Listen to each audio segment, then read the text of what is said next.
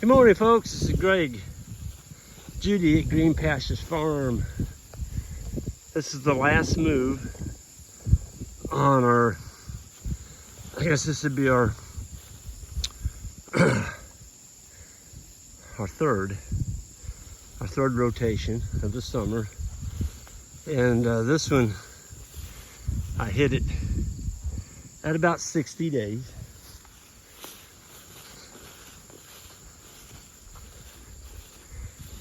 And it's got a lot of big bluestem in it. It's got some summer annuals, this foxtail in the bottom of it. But it's also got some Korean lespedeza in it. These are all bulls and steers from last year. They were born last April, May. Some of them are going, probably 650, 7. And then the 3-year-old bulls, there's 4 of them in here. They're gonna weigh 1,200. That's one right there. That's a macho. We're gonna pull some straws, semen straws from those. And then we'll be putting those up for sale as 3-year-olds. And they'll all be tested, of course. We always test all of our bulls to make sure they're healthy before we sell them. But I wanted to show you this big bluestem continues to amaze me. So you can see where my line went through here. And they're not eating the seed heads, but they're eating the grass off below. As you can see, I mean, they worked that over. This looked like that yesterday.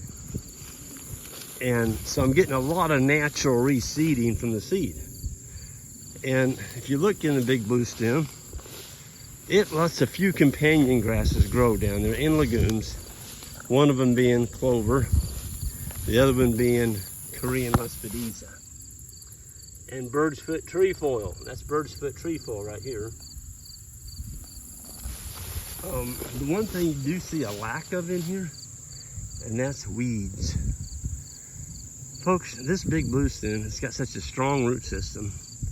It's telling the other plants, especially weeds like to colonize bare soil, compacted soil. Maybe in the winter where you trampled it real hard, you'll get a lot of weeds, particularly weeds like common ragweed, lance-leaf ragweed, the ones that we don't really want in our pastures. And that's because you trampled it, you compacted the soil, and Mother Nature put a plant there to send a taproot down into that compacted soil to help loosen it up again. So that's what she's doing. Look at this. I've got grass here over the top, way over the top of my head. Here's one. that plant there's got to be 8 foot tall. I was tickled. I forgot your username, sir, but he said, Greg, you're fooling us. You're down on your knees. No, I'm not. I'm standing. But I got his humor, and he had a smiley face. You're just trying to fool us. That grass isn't that tall. Folks, look at what's down in here, though. This is what they're eating. Super palatable. No alkaloid. No endophytes. You saw those cattle just went by. They're fat. It looks like I'm feeding them a full ration of grain. You know, like you're putting them in a feed bog or something. So, no summer slump here. Summer slump is when your cool season grasses stop growing through July and August, and your cattle are lucky if they maintain weight during those 2 months. You're lucky. Sometimes they don't. Sometimes they lose weight. And that's because your cool season grasses, the fescues, the orchard grass, timothy, bluegrass, those are all cool seasons. They don't grow. And what's left out there is not real palatable. And so, man, you can, look at that.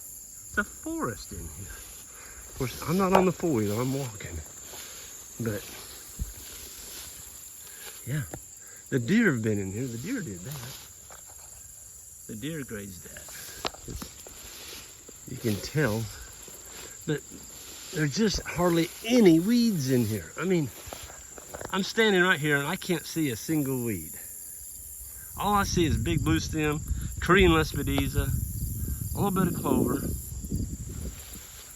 and there's some bluegrass. Here's some bluegrass down in the bottom of it.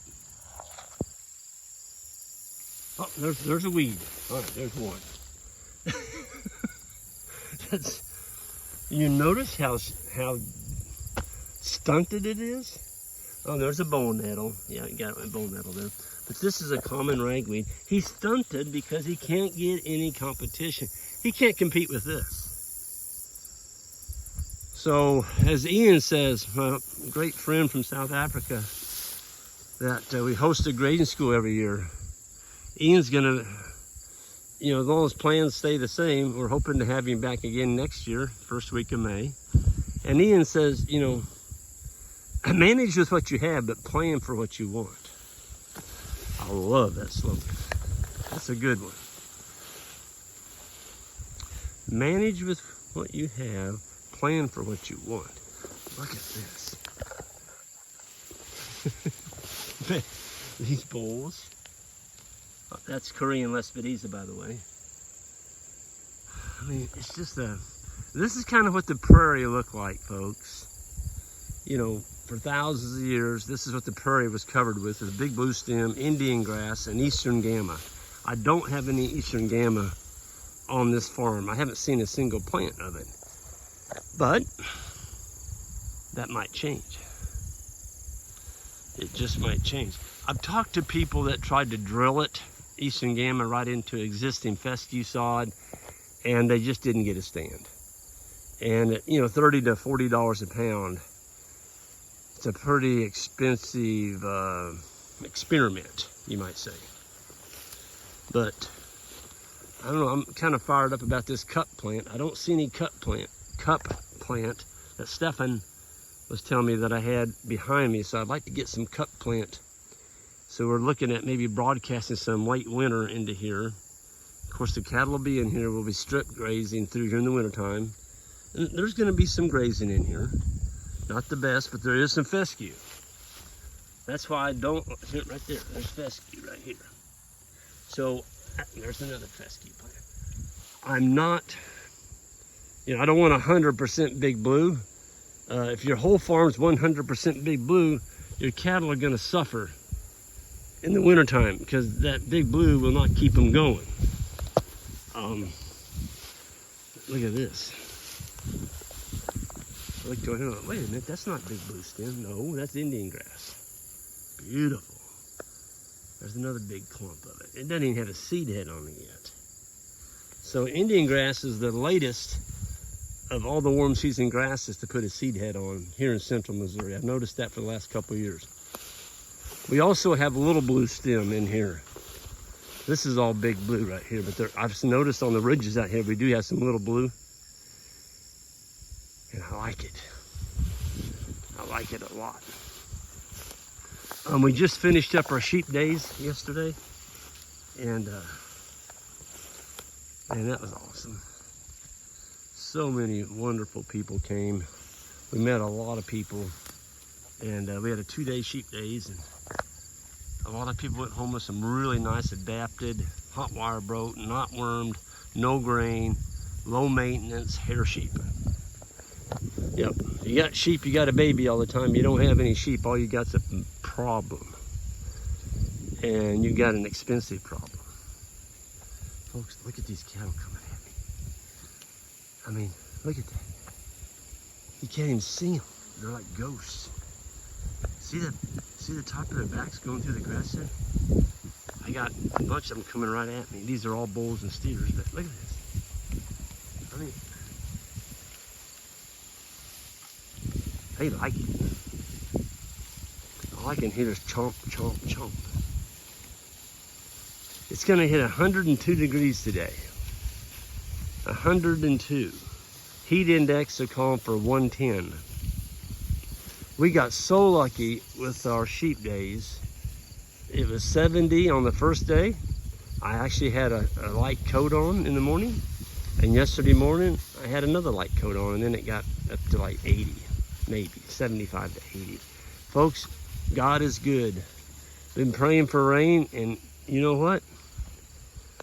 We got a rain yesterday that wasn't even forecasted. There was no rain cloud. There was nothing forecasted for yesterday. And yesterday morning, all of a sudden I heard rumbling in the background. I turned on my phone, looked at the radar, and here it come. There was a band of rain joined together just west of us, and it rained for half a day. And it was the light rain, part of it. Part of it was really heavy. And then it just kind of rained. And kind of rained, and kind of rained. And we had a bet. Joel had actually looked at the rain gauge. Nobody else had.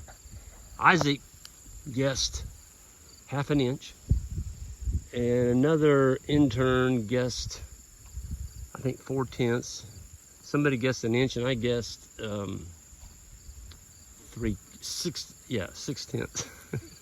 And we got 3/4. Folks, it was a heavenly rain. So it doesn't hurt to say a prayer for rain, I can tell you that. It doesn't hurt anything. It sure don't hurt you. And you know, it was one of those God-sent rains that just absolutely saved our August. You know, today's gonna be 110 heat index. The ground was getting hard enough, it was getting hard to step a post in out here. And now with that rain, oh man, it soaked it all up. Folks, we didn't get any runoff, none. Can you imagine rain running off of this field? And yet the neighbor that's got soybeans, there was dirt coming across in the road ditch. Every row of beans had dirt washing onto the edge of the bank there by the gravel road. Filling the ditch bank full of dirt off of the farmer's field. There's no dirt washing off of this field. It's sealed. You're only as wealthy as the soil. Every nation in history that has destroyed their topsoil has ceased to exist. Think about that. And look at, you know, the condition on some of our soils that's being farmed today. You can say what you want. I had a guy tell me I don't need good soil. I'm like, what do you mean by that statement? I don't need good soil. All I need is a medium. Throw the seed in there, and I throw everything it needs at it. All the nitrogen, herbicides, pesticides, fungicides. I don't need good soil. And I'm like, now that's a heck of a statement to come from a farmer. Hopefully he's leaving the land better for his son than when he found it. Yeah, I'm gonna get off that soapbox really quick because I can see where that's going. It's too beautiful of a day. I mean, look at this. There's a little bluestem right there. Look how lush it is. I mean, it's all in here, folks. And these old bulls and steers are just getting fat. Slick, oily. It is September, it's getting closer to September. It is August 25th. Where did the month of August go? This is the far northeast corner of the new farm that we bought. That's the access road going to my neighbor over here, about 10 acres. We share that road. My fence line is actually across the road over there in the middle of that old gravel road. It's an old dirt road, actually. I don't think they ever put any gravel on it. But we haven't had a chance to move it. We're going to. And then we're going to graze that. The full length of this driveway. We're going to put a wire on it.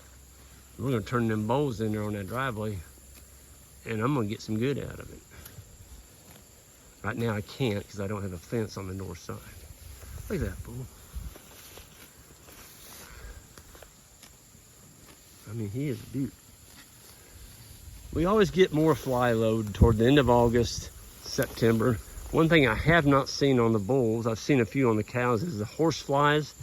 I shouldn't be saying anything, but I don't see any horse flies. I see a lot of the little stable flies, the small ones, and they're aggravating. But that's part of the cattle booth. Excuse me. Ooh, that's a good one. Anyway, I'm gonna get going and enjoy the rest of our beautiful morning here. And yeah, I just want to give a shout out to our wonderful help, Joel, and Isaac. And we're gonna be bringing on a new intern here pretty soon. And Isaac took off for some time to go meet up with his brother, Craig, which is an Army Ranger. And Craig just got about a week off, and Isaac and him are going camping and packing and you know, mountain bike riding down in Arkansas and camping out. And man, I tell you, that just sounds like a blast. You know, he hadn't seen his brother for a year. And I told him, I said, man, take advantage of that time you two have together, because that's quality time right there, folks. And Craig, all I can say is thank you for your service. I heard some of the stories it took to be an Army Ranger, and I'm telling you what, he is one tough human being to make it through Army Ranger school. And about 90% of them that started out didn't make it through it. I mean, it is unbelievable tough. And I knew Craig could do it, though. He is a tough, tough kid. And Isaac knew he'd do it too, and he did. But yeah, thank you, Craig. And thank you, Isaac's parents, for raising some really high quality kids. They're not kids anymore, they're young men that are gonna make outstanding citizens to our country. And I can't thank you all enough. And I'm gonna leave it at that. And everyone have a great day, and we'll see you next time.